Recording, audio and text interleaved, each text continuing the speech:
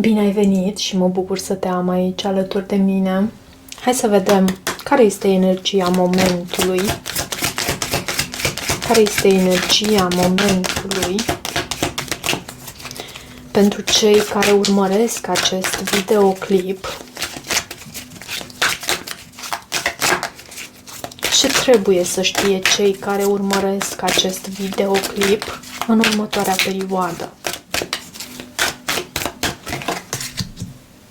The World, cartea Lumea și cea de-a 7-a chakra o văd aici reprezentată prin intermediul Arhanghelului Uriel. Uranus poate fi important pentru voi. Lumea arată faptul că tu ai încheiat un anume capitol și de asemenea și faptul că tu poți să pășești în necunoscut. Poți să alegi ceva nou pentru tine, un nou potențial pentru tine. Ce este cu acest card Lumea aici? Cea de-a 7-a chakra este chakra prin care noi ne conectăm cu universul, cu spațiul acesta, câmpul energetic, mai degrabă spus. Ce este cu acest card Lumea?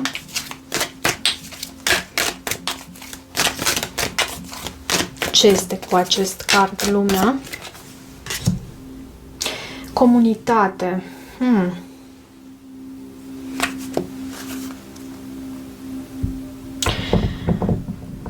Cred că pentru cei mai mulți acest card comunitate vorbește despre faptul că tu ești sărbătorit de cei din comunitatea ta, având în vedere că avem și acest card a 5-a chakra, chakra comunicării. Felul în care tu comunici, felul în care tu... Foarte interesant cum a venit mesajul astăzi, pentru că vom cere, bineînțeles, și din tarot, dar văd ca o încheiere, ca un capitol încheiat pentru tine și poate chiar într-o anume comunitate poți să fii văzut acum diferit, pentru că tu ai încheiat un anume capitol, un anume ciclu din viața ta s-a încheiat.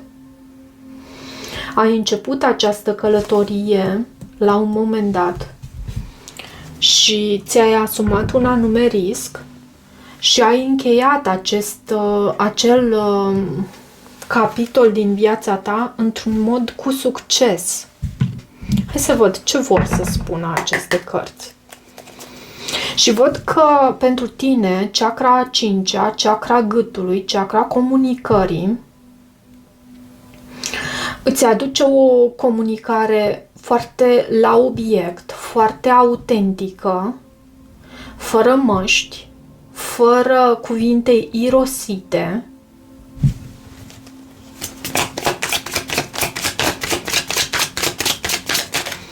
De ce această carte Lumea? Ce capitol ai încheiat tu aici?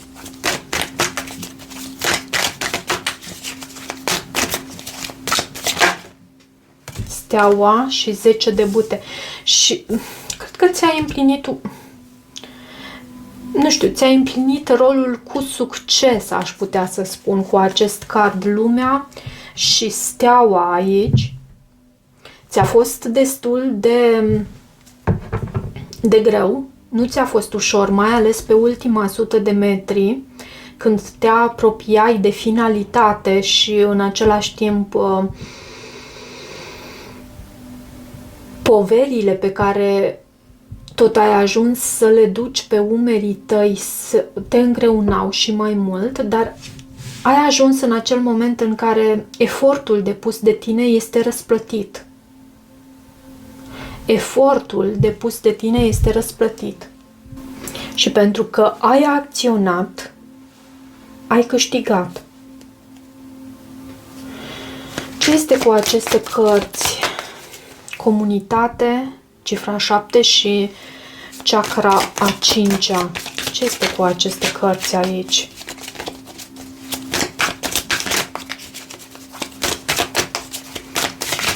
Ce este aici cu aceste cărți? E ca o culminare pentru tine. 9 de monede. Să știi că îți alegi independența față de cei din jurul tău. E ca și cum da, te îndepărtezi. Există o comunitate de oameni și încercam să duc mesajul ușor, pentru că nu toată lumea încheie acest capitol în care se îndepărtează de cei din comunitatea lor. Nu cred că toată lumea. Dar aici văd că tu îți alegi independența față de o anumită comunitate, un anumit grup de oameni și comunici acest lucru într-un mod clar, concis, ok? Fără a răni, dar îți alegi independența și ești văzută astfel cu acest 9 de monede, ești văzută în această energie foarte frumoasă, o persoană care, nu știu, poate citești foarte mult în ultima perioadă și de aceea și timpul petrecut cu cei din jur este unul limitat. Poate fi și așa.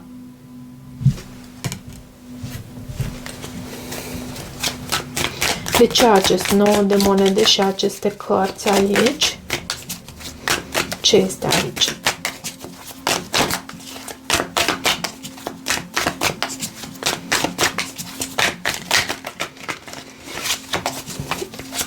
Noua de monede este cartea independenței în relații. Ok, atunci când tu îți alegi independența ta, nu neapărat să te desparți de celălalt, cât să nu rămâi în codependență. Ce este cu acest 9 de monede? Aici. Hierofantul.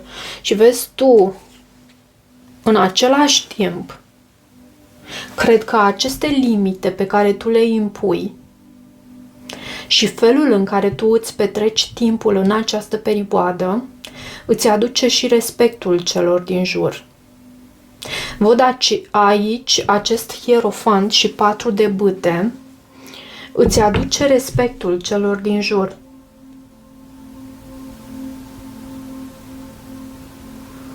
Felul în care tu iarăși comunici este unul autentic și cred că am mai spus asta, încep să mă repet. Însă parcă dă roade de data aceasta. Poate ai avut o perioadă în care simțeai că oricât ai fi încercat să rămâi autentică, poate simțeai respingere, poate efortul depus era unul prea mare.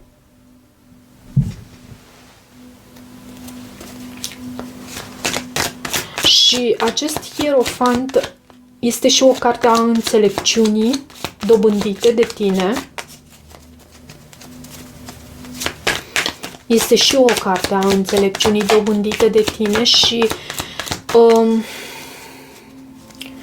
de multe ori hierofantul reprezintă acea verigă dintre ceea ce reprezintă spiritual și lumesc, dintre cer și pământ. E ca o persoană care înțelege ambele aspecte și le îmbină foarte bine și în același timp își câștigă respectul din partea celor din jur.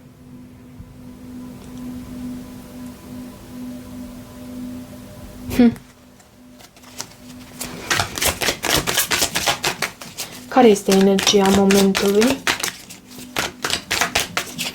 pentru cei care urmăresc acest videoclip?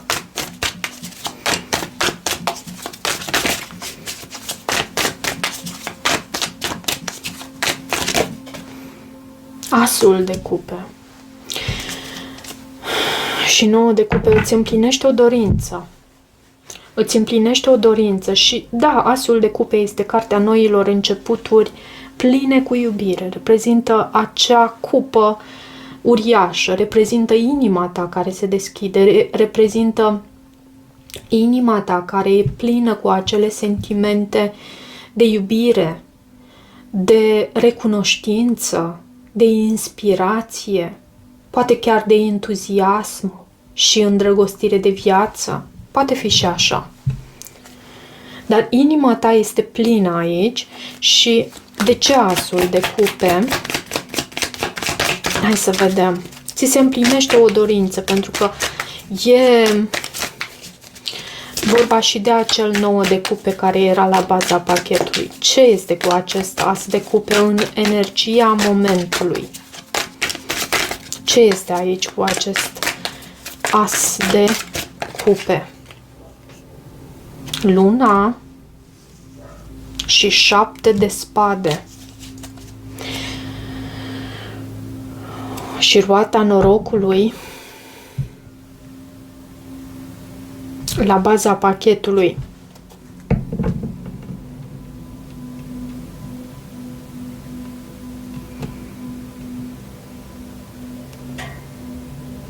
Luna poate reprezenta un rac sau un pești.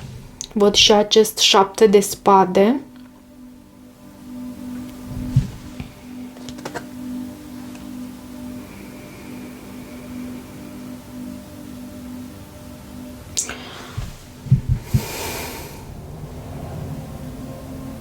Ce este cu acest 7 de spade? Ce vrea să spună? Ce vrea să transmită acest 7 de spade? Regina de spade.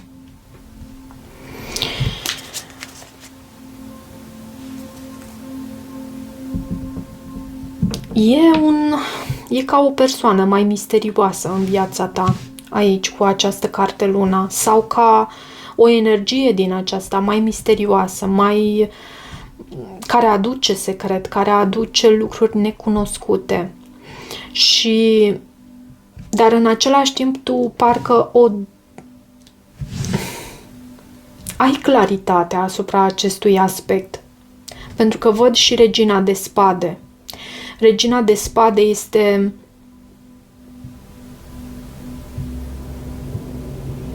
acea persoană foarte inteligentă, care comunică foarte bine și care în același timp este și independentă.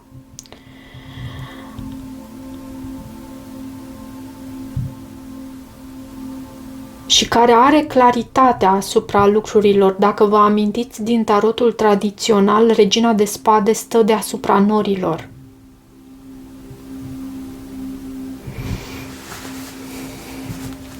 E un fel de secret aici pe care cineva încearcă să îl ducă și în același timp tu intuiești că e ceva ce se întâmplă aici cu această persoană, cu această situație. Ce este cu acest as de cupe în energia momentului? 6 de monede. Cineva care o oferă mai multor persoane?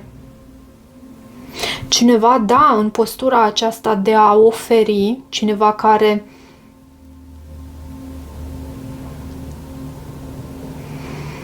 este și generos și norocos în același timp, pentru că a ajuns în această postură de a oferi, de a da, de a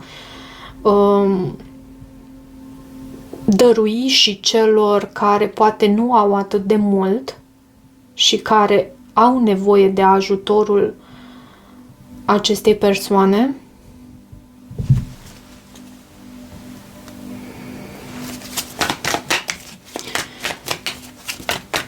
Cum urmează să trăiești tu această energie a 6-lui de monede? 2 de cupe. E vorba despre comunicare. Cineva are inima deschisă pentru tine, iarăși, simt să spun cu acest as de cupe. Și te simte într-o postură mai rece, mai calculată cu această regină de spade. Te simte pe tine în această postură. Și văd posibilitatea aceasta de parteneriat. Parteneriat între tine și această persoană și multă comunicare. Multă comunicare, vești, noutăți, lucruri noi pe care poți să le afli, informații noi, cunoaștere poate chiar. E această persoană care e în această postură de a oferi. Doar că simt la tine că ești un picuț mai rece în această postură a reginei de spade. Și ce vrea Universul de la tine în această situație? Ce vrea Universul de la tine aici? Pajul de bâte.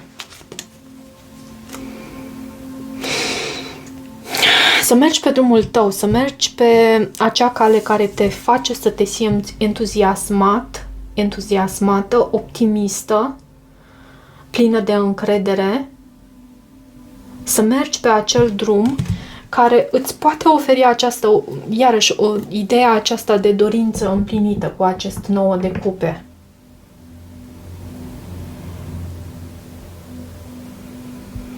Da, un mesaj destul de,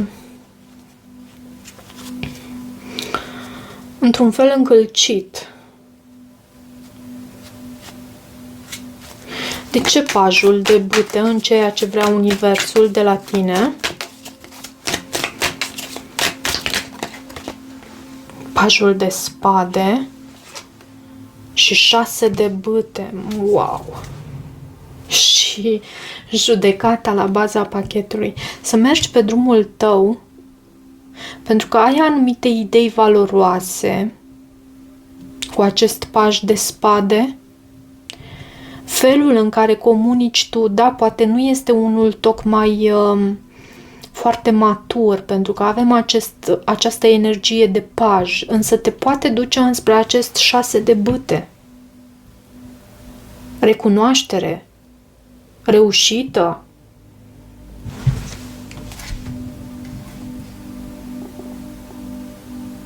cunoaștere, iarăși, pentru tine. Stau și mă gândesc ce aș putea să extrag pentru tine din oracol, din oracole, și am să extrag din acest oracol al creatorilor sacri. Vreau să văd pentru tine ce vrea sufletul tău să creezi. Creator de pământ, semn al pământului.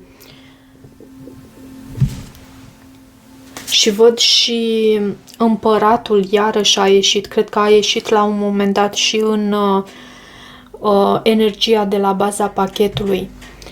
Acest creator de pământ creează lucrurile la modul concret, în planul acesta lumesc. Le aduce la modul concret, palpabil, de atins. Și sufletul tău asta își dorește să creezi tu în următoarea perioadă, pe asta își dorește să te concentrezi tu. Tu cred că ești aici ușor în lumea ta și mai există cineva aici în preajma ta care încearcă să îți atragă atenția și e o persoană pentru care ai sentimente și care are sentimente pentru tine, doar că e ceva ce tu percepi, nu știu dacă e doar percepția ta sau chiar așa și este, e ceva ce tu percepi ca fiind cu acest 7 de spade ușor nascuns, ușor care poate să aducă decepție, o energie de genul acesta. Și cred că Universul vrea să continui pe această traiectorie pe care am început aici la începutul tău, tu, la începutul acestei etalări. Tu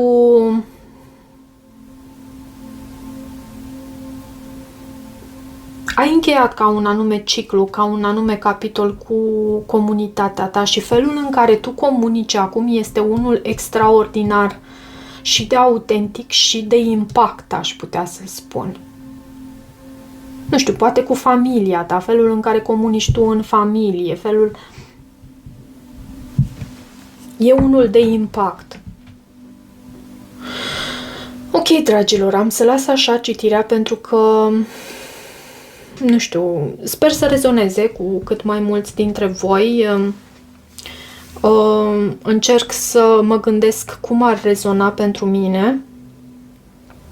Dacă rezonează, bineînțeles, nu uitați să vă abonați canalului, să mai treceți pe aici, să îmi lăsați o apreciere și un comentariu. Eu vă mulțumesc, vă iubesc, vă apreciez și toate bune!